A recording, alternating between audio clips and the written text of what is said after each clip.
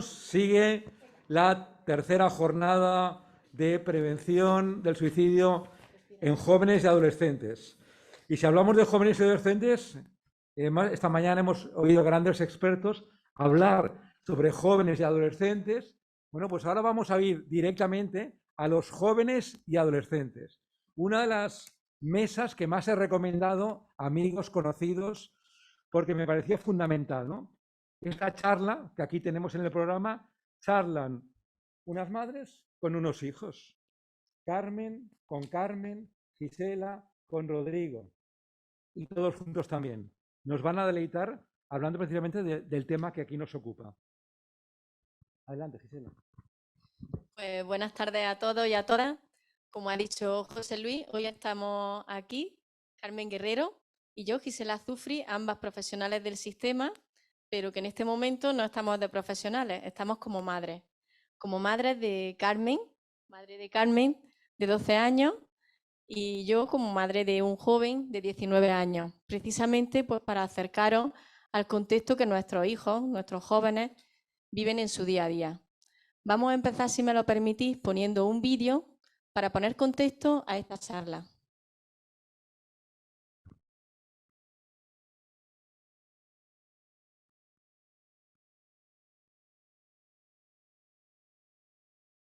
Querida mamá, escribo porque ya no aguanto más. Sé que mañana tengo clase, pero ya no me verán ni aunque si lees esto.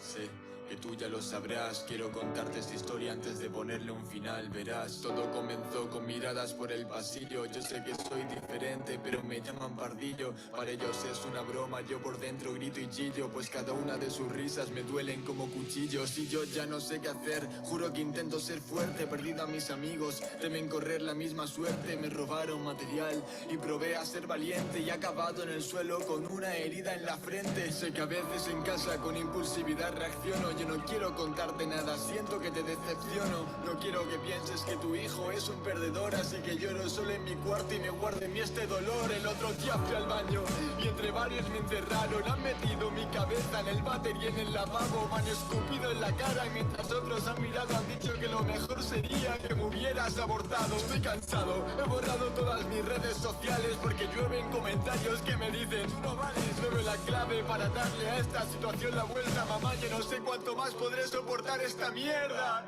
Si hubiera hablado de esto, no se acabaría el tiempo. No, si alguien hubiera hecho algo al ver mi situación. Prometo que lo intento y solo quedaré en silencio. Y yo lo siento, madre, pero ya no aguanto este. Odio mirarme al espejo, ya no me quiero ni ver. Yo no quiero estar aquí, yo nunca te pedí nacer. ¿Quién se va a fijar en mí? Dime quién me va a querer. Tienen razón, no valgo para nada, mírame. ¿Qué voy a hacer si cada noche sueño que me dan palizas? Me despierto y en mi cabeza siempre resuenan sus risas. Estoy hecho trizas, antes de esto yo era feliz. Ahora depresión y ansiedad ya no me dejan dormir. Claro que quiero salir, pero ¿cuál es la salida? Los profesores no hacen nada, ya ni siquiera me miran. Dicen que si los ignoro me dejarán. Mentira, cuanto más huyo de ellos, más se meten en mi vida. Cada golpe, cada burla y cada insulto me duele. Estoy perdiendo la cabeza, no hay nada que me consuele. Mañana quizás vean mi cara por la tele. Tanto me lo repetían, ahora tendrán lo que quieren. Si hubiera hablado de esto, no se acabaría el tiempo. No, si alguien hubiera hecho algo al ver mi situación. Prometo que lo intento y solo quedaré en silencio. Y yo lo siento, madre, pero ya no aguanto este dolor. El joven de 16 años que se suicidó el lunes dejó una nota en la que hablaba de las amenazas que sufría en el instituto. Cuenta que le robaban y le hacían la vida imposible. Perdón, mamá, por favor, lucha por estar bien. Dile a papá que lo quiero, lo siento si os defraudé. A mi hermana que sea fuerte, que siempre la cuidaré. A mi perro, gracias por ser el único en serme fiel. Mis lágrimas mojan el papel. Este es mi último adiós. Quien abusa del débil no merece ni un perdón. Ojalá antes de actuar recuerden este renglón, porque ahora mi vida se acaba como acaba esta canción. Adiós.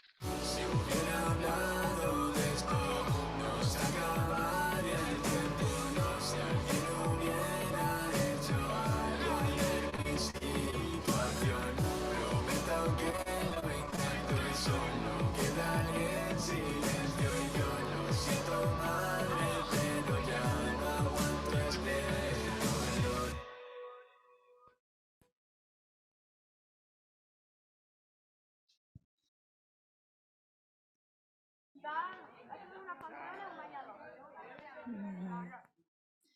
Bueno, buenas tardes a todos. Yo soy Carmen y voy a hablar con Carmen sobre su papel como mediadora. Ella lleva desde quinto de quinto de primaria en un programa de mediación. Entonces queremos también que conozcáis estos recursos que el sistema educativo ahora mismo está poniendo, ¿no? Para que los niños y niñas aprendan a resolver sus conflictos, a negociar mediante la negociación, mediante el diálogo. Y bueno, pues Carmen nos va a contar un poco su experiencia como mediadora desde que entró en ese programa cuando tenía 10 años, ahora mismo está ya en el instituto. ¿No, Carmen? Cuéntanos un poco. Pues a mí me eligieron en quinto de primaria y allá ahora tengo 12 años y ya estoy en primero de la ESO. Y bueno, cuéntanos un poco la mediación, ¿en qué consiste la mediación? ¿Cuál ha sido tu papel como mediadora en el cole o en el instituto? Pues consiste en escuchar a los demás, a escuchar a los que tienen el problema, a detectar problemas y, y los problemas que no podemos solucionar nosotros, mm, comunicárselo a los profesores. ¿Y cómo fue que te eligieron a ti mediadora? ¿Qué hacen los maestros o los profesores para este programa, para integrar en este programa de mediación a los niños? Pues los profesores hicieron una reunión y cada alumno y alumna tenía un currículum de las notas y, y también del comportamiento. Entonces eligieron a los que tenían buenas notas porque y nos iban a quitar tiempo de clase para darnos charlas y sobre también a unos que supiésemos socializar, escuchar, que tuviésemos más experiencia. Y bueno, ¿hay algún caso concreto que tú hayas vivido recientemente en el que hayas colaborado como mediadora y que nos puedas contar?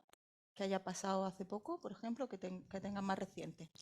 Pues mi caso más reciente ha sido en el instituto, un caso de ciberbullying de un grupo de niños que crearon un grupo en WhatsApp y metieron a una niña de mi clase para meterse con su físico, con su pelo. La niña le daba vergüenza decírselo a los profesores, así que me lo comunicó a mí, pues yo ya se lo transmitía al profesor. ¿Y por qué crees que está pasando esto? ¿Por qué crees que hay niños que hacen ese tipo de cosas o niñas que hacen ese tipo de cosas de meterse con otros niños, de crear grupos, por ejemplo, esto que nos acabas de contar? ¿Por qué crees que está pasando eso?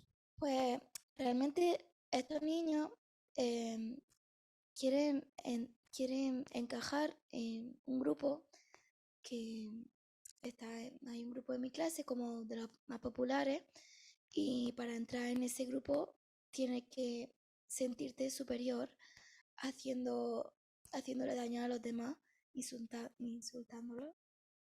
Entonces, ¿esos niños crees que también, aparte de ser ellos acosadores, podemos decir, son también víctimas? Pues realmente sí, porque realmente ellos se sienten también excluidos, porque si no estás en ese grupo te van a hacer daño a ti. Entonces realmente tienen miedo y por eso van a esos grupos y intentan sentirse superiores. Pero realmente sí también se sienten excluidos ellos. Y tú como mediadora, ¿qué hiciste con esa niña? ¿Cuál fue tu papel? ¿Qué valores o qué características tiene que tener un niño o una niña mediador? Pues un niño mediador tiene que saber respetar. Mm, un niño mediador no puede juzgar a los demás, no se puede poner el papel ni del acosador ni de la víctima, tiene que escuchar a los dos. Y eso. Y cuando te metieron en el programa, ¿te dieron alguna formación? ¿Te enseñaron un poco cómo tenías que actuar como mediadora? Sí, de hecho todos los martes íbamos a un aula y unos profesores especiales nos daban clase una hora.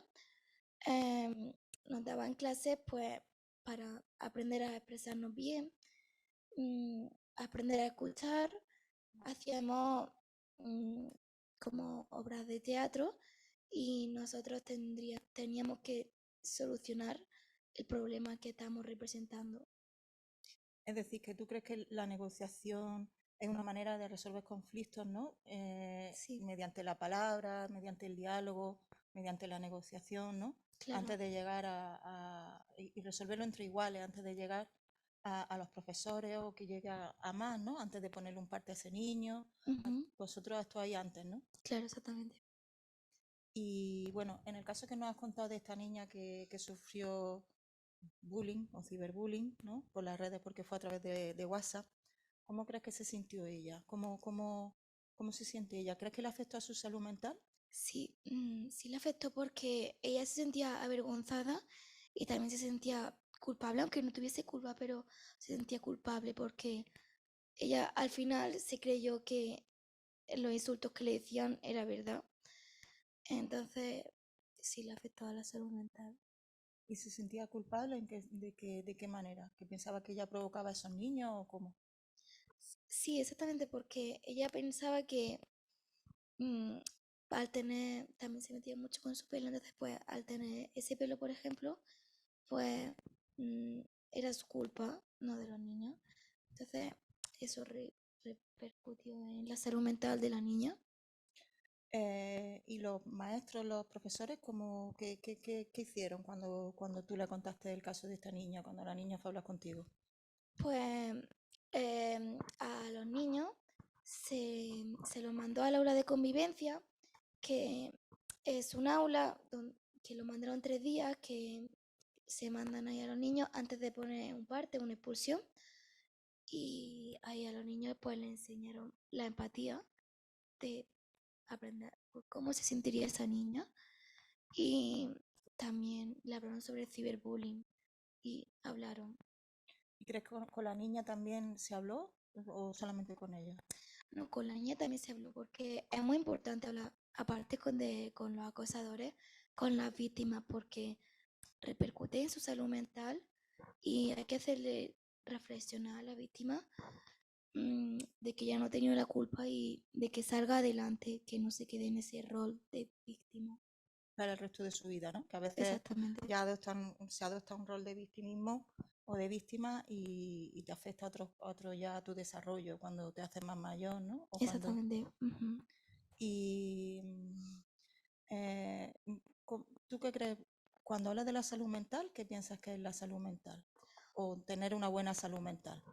Pues para mí la salud mental quiere decir sentirse libre, tener planes de mi futuro, sentirme bien conmigo misma, con los demás y con mi entorno. ¿Cómo crees que se puede conseguir eso, tener una buena salud mental? ¿Qué cosas son las que podemos hacer para que los niños tengan una buena salud mental? Pues a ver, mm, los niños somos niños, así que realmente, vamos, desde mi punto de vista, habría que reírse y pasárselo bien, no solo los estudios, la presión de los estudios. Y lo que has comentado de pertenecer a otro grupo, de sentirte identificado con otro grupo, ¿eso tú crees que está afectando? ¿Afecta en este momento? Las redes sociales, todo eso, ¿cómo crees que están afectando las redes sociales?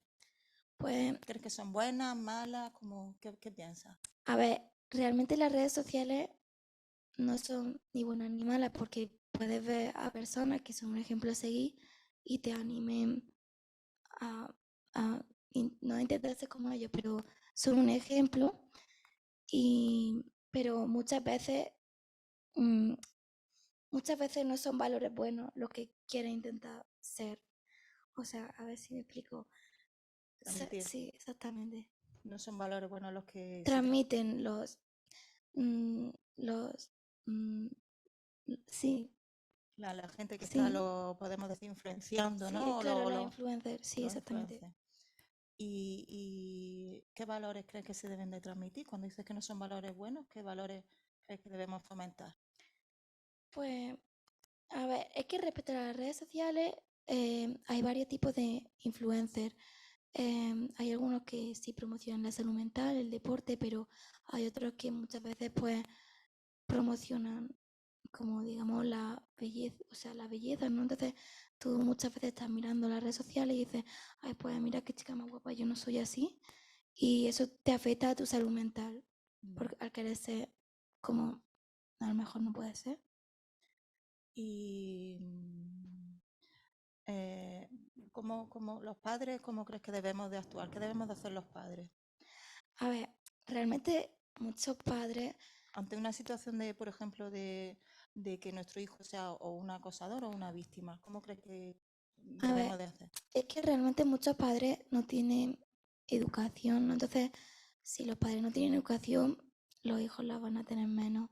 Así que, a ver, hay padres que sí tienen valores y esos padres suelen reflexionar de estos temas con sus hijos. Entonces, ¿crees que es importante que los padres hablemos, reflexionemos con nuestro hijo sobre lo que está pasando, sobre esta situación estas situaciones de acoso que se producen? Sí, que haya cierta confianza entre padre e hijo, que eso es muy importante, que se reflexione y que también se den consejos, que los padres den consejos a los hijos. Y bueno, no sé, ¿qué más? No sé, Gisela, ¿tú quieres preguntar algo? ¿Quieres preguntarle algo más? Pues Carmen está hablando mucho de la comunicación, ¿no? Entre los padres y los hijos. Y muchas veces como padres pensamos que cuando viene el problema es cuando tenemos que hablar con los hijos, ¿no? Y les pedimos que nos hablen y que nos comuniquen. ¿Tú piensas que la comunicación es algo que se genera de un día a otro? La comunicación con la confianza, ¿no? Sí, exactamente. No, a ver, los padres tienen que, cada niño es distinto, entonces los padres no se puede hablar siempre de la misma manera a su hijo. Tienen que encontrar la cosa que le guste para sacar un tema de conversación y así ya te van agarrando confianza y a partir de ahí pues ya sí empieza a hablar, a reflexionar sobre este tipo de problemas que hay en la sociedad hoy en día. ¿Quieres decir, Carmen, que cuando los padres no encontramos un canal de comunicación con los hijos, ¿no? A veces porque queremos hablarles desde nuestra forma de expresarnos, ¿no? Exactamente. Y lo suyo es buscar puntos de conexión con nuestros hijos, ¿no? A través de las cosas que le puedan gustar a ellos, aunque para nosotros no sean ajenas, ¿no? Exactamente. Muy bien. Bueno, ese es el motivo de que hayamos adoptado un look similar hoy los cuatro, ¿no? También por mandar ese mensaje, ¿no? De complicidad entre los padres y los hijos. Bueno, pues no sé, ¿tú quieres contarnos algo más? ¿Alguna otra experiencia? Bueno, ¿cómo te sientes tú como mediadora? ¿Qué te ha aportado a ti todo esto? Pues, a ver, yo creo que si ahora tengo 12 años y tengo estos valores, a la hora de cuando tenga, que sea más mayor, que tenga, por ejemplo, 20, 30 años, pues voy a ser todavía más madura, así que voy a tener más valores y voy a saber Es afrontar decir, bien mis problemas. que todo esto de estos programas de mediación en los colegios y en los institutos os está enseñando a los niños, a los adolescentes a ser mejores ciudadanos y mejores ciudadanas Claro, en un exactamente. futuro, ¿no? Y creo que, no sé, el resto de la ciudadanía muchas veces deberíamos de aprender de vosotros, de los niños y de todo lo que estáis haciendo y aprendiendo, que a veces no se visualiza, pero sí que se está trabajando muchísimo. La comunidad escolar está trabajando muchísimo con nuestros hijos y con nuestras hijas. Pues no sé, ¿qué más? Vamos a preguntarle ahora a Rodrigo, que ya es un chico, ya ha pasado un joven, ha pasado la adolescencia. Carmen todavía no ha entrado en la adolescencia, bueno, está preadolescente, con 12 años, pero Rodrigo ya ha pasado esa etapa y ha recorrido ese camino en el que se producen tantos cambios vitales y en el que una época tan compleja para las personas. Entonces, bueno, a ver, Rodrigo, qué experiencia nos cuenta también desde su vivencia.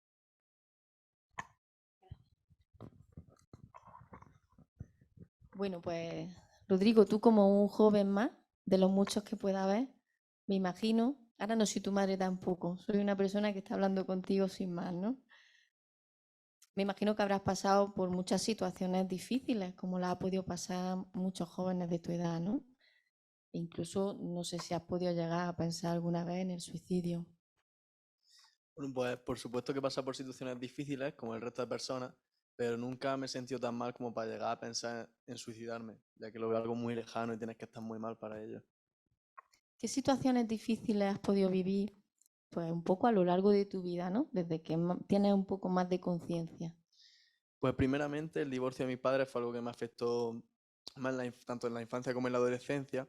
Más adelante yo fui un chico que desarrollé más tarde que el resto de mis compañeros de clase. Luego las relaciones, tanto de amistad como amorosas, fue algo que no llegué a entender muchas de las situaciones por las que fui pasando y que eso me hicieron crecer como persona.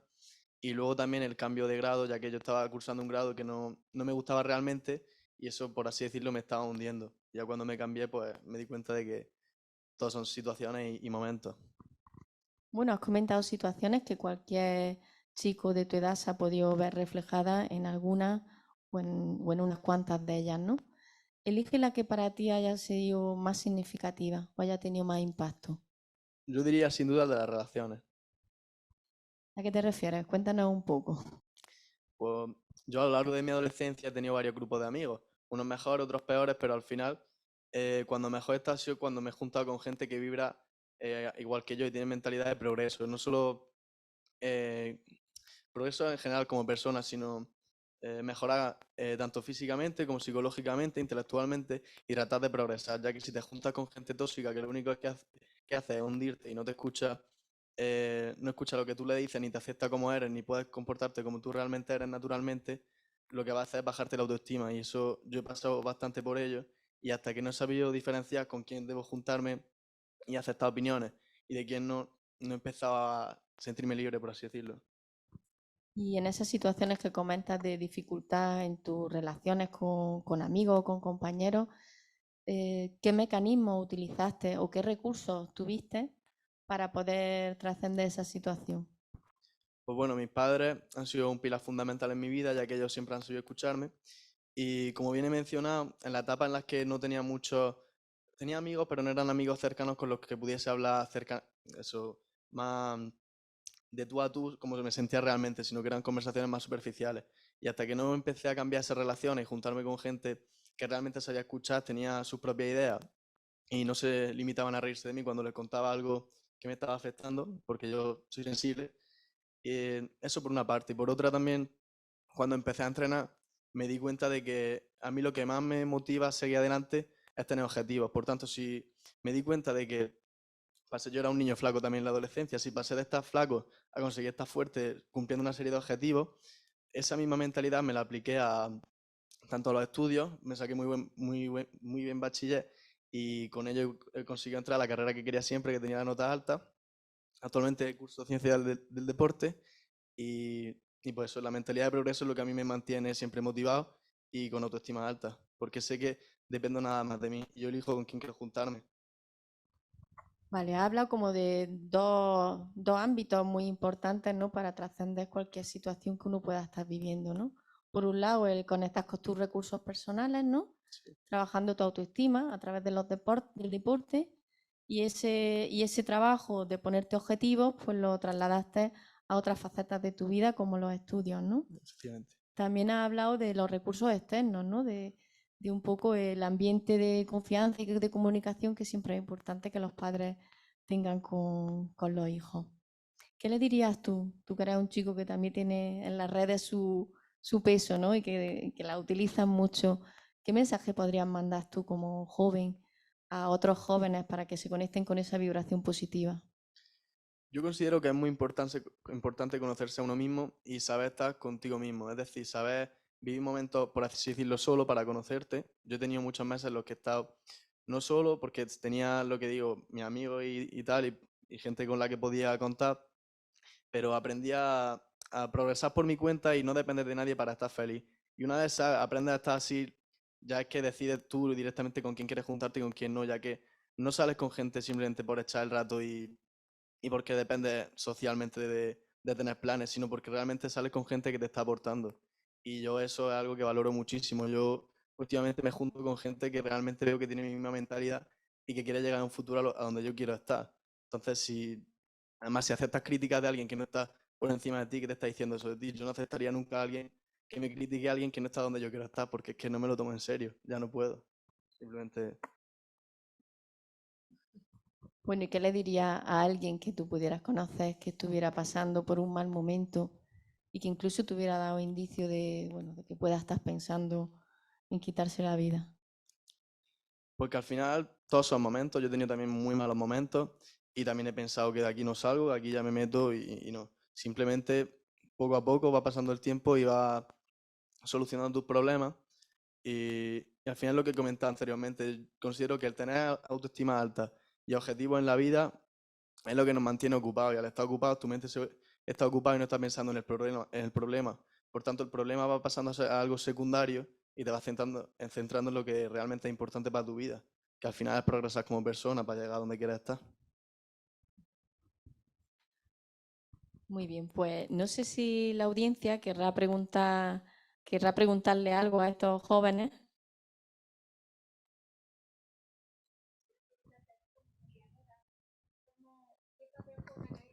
No se oye.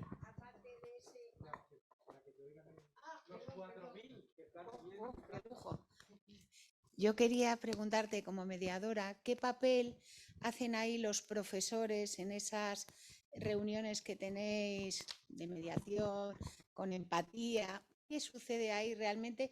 ¿Esos chicos y chicas cambian su manera de actuar con los compañeros? Pues nosotros, yo como mediadora, a la hora de, mediar, nos enseñaron a expresarnos porque tú puedes decir una frase y con diferentes tonalidades y puede afectar a una persona de diferentes maneras. Entonces, había una profesora encargada que organizaba todas estas clases y todo eso. Y a ella también le comunicábamos estos problemas que no podíamos solucionar nosotros porque ya eran graves. Y eso, yo desde que entré a la mediación he aprendido a comunicarme mejor. Sí, pero tú, de acuerdo, pero esos chicos han modificado su comportamiento.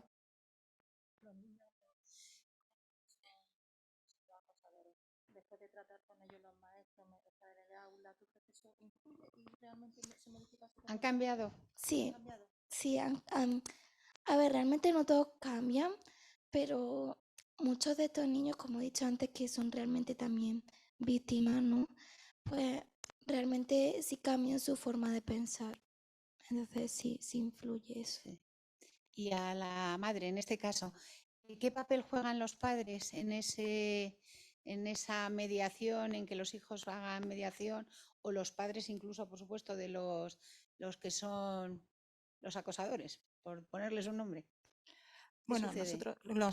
a los padres nos piden permiso para que los niños entren en el programa y bueno, con nosotros con los padres no se trabaja, pero sí es verdad que nosotros lo que hacemos es mucha labor bueno, ella tiene que guardar confidencialidad de los casos y todo, pero sí es cierto que nos cuenta cosas, entonces reflexionamos mucho y hablamos mucho con ella. Precisamente, como ha dicho Gisela, el tema de la comunicación es fundamental y el de reflexionar. Ella le dice reflexionar. O sea, pensamos sobre las cosas que están pasando, hablamos, debatimos y ese es un poco nuestro papel como padres, el enseñarle a reflexionar y a pensar.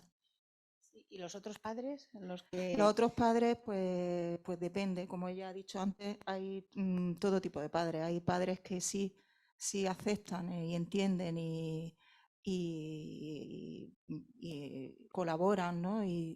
Pero hay otras veces que hay determinados padres pues que casi con los que se debería de trabajar con los padres más que con los hijos, ¿no? Entonces, a los que se deberían meter en el aula, a veces en esa aula de convivencia al padre no, o a la madre, no al niño. Pero bueno, no suele ser lo menos, lo menos frecuente, ¿no? Yo creo que los padres sí están colaborando y somos en general muy conscientes de la situación que estamos viviendo y que, bueno, supongo que siempre se ha vivido esto en los colegios, en toda la época de la historia, pero ahora parece que el tema de las redes sociales lo está potenciando, otros canales que potencian este tipo de situaciones. Vale. Y a ti te quería preguntar, al joven, sí, cuando tú has tenido problemas ahí en clase, ¿qué era más fácil? ¿Llegar a los educadores o a los profesores o a los compañeros para que te refugiaran un poco o a tu familia? Yo recurría a mi amigo, a mis buenos amigos, porque dentro de los grupillos así de clase tenía mis buenos amigos, entonces tampoco tuve demasiado problema en ese aspecto porque siempre estaban ahí y al final sabía que era una etapa que iba a pasar.